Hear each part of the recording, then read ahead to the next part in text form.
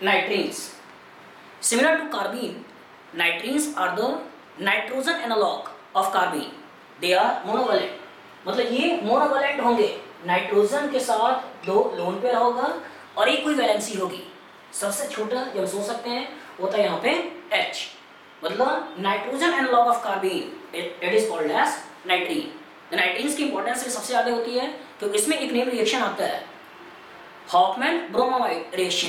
Clear, Hoffmann bromide reaction के कारण नाइट्रीन की इंपॉर्टेंस बढ़ जाती है। क्लियर, उसमें प्राइमरी अमाइड्स को हम प्राइमरी अमीन्स में कन्वर्ट करते हैं। तो यहाँ पे जानना जरूरी है कि अगर मैं नाइट्रीन्स के फॉर्मेशन की बात करता हूँ तो नाइट्रीन का फॉर्मेशन हो सकता है एक में अगर हाइड्रोजोइक एसिड, अगर मैंने ले लिया हाइड्रोजोइक एसिड और इस हाइड्रोजोइक एसिड से अगर मैं नाइट्रोजन गैस को निकाल दूं तो नाइट्रोजन गैस के निकलने से जो कंपाउंड मिला वो कंपाउंड यहाँ पे हो गया नाइट्रीन और यहाँ से मैंने नाइट्रोजन गैस को बाहर निकाल दिया। दूसरा, जो हम नाइट्रीन का फॉर्मेशन सोचते हैं वो नाइट्रीन का फॉर्मेशन सोचते हैं हॉफमैन ब्रोमाइड रिएक्शन में। और हॉफमैन ब्रोमाइड रिएक्शन है क्या कि जब कोई अमाइड, प्राइमरी अमाइड का रिएक्शन जब ब्रोमीन के साथ कराते हैं in presence of base such as NaOH, जब प्राइमरी एरोमेटिक अमाइड का रिएक्शन ब्रोमीन के साथ कराते हैं इन प्रेजेंस ऑफ बेस, तो यहाँ से ये प्राइमरी अमीन का फॉर्मेशन करता है। मतलब प्राइमरी अमाइड से हमें मिलता है primary amine and this reaction is called as Hofmann bromide reaction. और इस पर्टिकुलर में करते क्या है कि ये बेस सबसे पहले मान लो ये KOH होता तो ये इस प्रोटॉन को खींचेगा और प्रोटॉन को खींचने के बाद ये बना लेता है RCONH निगेटिव और ये निगेटिव पार्ट ब्रोमीन के ऊपर अटैक करता है और ब्रोमीन के ऊपर अटैक करके यहाँ से देता है RCONH और Br N ब्रोमो अमाइड और N ब्रोमो अमाइड बनाने के बाद ये फिर से बेस मतलब OH निगेटिव इस प्रोटॉन को खींचता है और यहाँ से खींचने के बाद बना लेता है RCON निगेटिव और Br, फिर ये Br को निकाल देता है और Br को निकालने के बाद बना लेता है RCON। ये बना लिया आपने नाइट्रीन। क्लियर कि नाइट्रीन का फॉर्मेशन यहाँ से हो सकता है कि जब अमाइड का रिएक्शन ब्रोमीन और बेस के साथ कराते हैं तो यहाँ से भी हमें मिल जाता है नाइट्रीन। अब ये अल्काइल मूव कर जाती है और अल्काइल के मूवमेंट से हमें मिल जाता है CON और R और फिर इसके ऊपर हाइड्रोलाइसिस कर देते हैं HHO और यहाँ से मिल जाता है हमें ओवरऑल RNH2।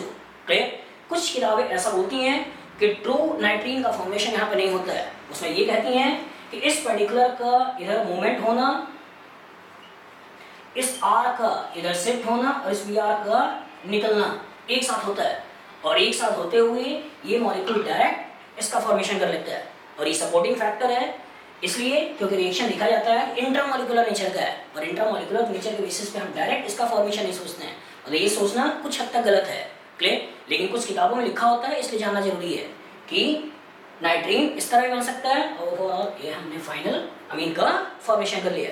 तो अगर मैं इसकी स्ट्रक्चर की बात करूँ कि ये नाइट्रीन किस तरह का होगा तो सिमिलर टू कार्बन नाइट्रीन भी दो तरह का होते हैं, एक होता है इन केस ऑफ सिंगलेट और दूसरा होता है इन केस ऑफ ट्रिपलेट। तो अगर मैं सिंगलेट की बात करूं तो यहाँ पे आपने एक हाइड्रोजन लगा दिया, ये नाइट्रोजन लगा दिया और ये दो लोन पे है, सिस्टम प्लानर बना दिया और इस पर्टिकुलर को आपने बोल दिया सिंगलेट। अगर मैं ट्रिपलेट की बात करता हूँ तो यहाँ पे होता है एक हाइड्रोजन, यहाँ पे होता है नाइट्रोजन, एक पर्टिकुलर लोन पेयर और ये दूसरा। क्लियर, और इस पर्टिकुलर जो स्ट्रक्चर बोला जाएगा this structure is called as triplet. तो यहाँ पे आपने ट्रिपलेट की बात कर ली, इस पर्टिकुलर को आपने सिंगलेट की बात कर ली। तो जैसे कार्बीन में भी सिंगलेट कार्बीन स्टीरियो स्पेसिफिक थे तो उसी तरह नाइट्रीन में भी सिंगलेट नाइट्रीन स्टीरियो स्पेसिफिक होते हैं। ट्रिपलेट नाइट्रीन यहाँ भी स्टीरियो स्पेसिफिक नहीं होते हैं similar to triplet carbene. Clear, उसका रिएक्शन बाद में देखेंगे।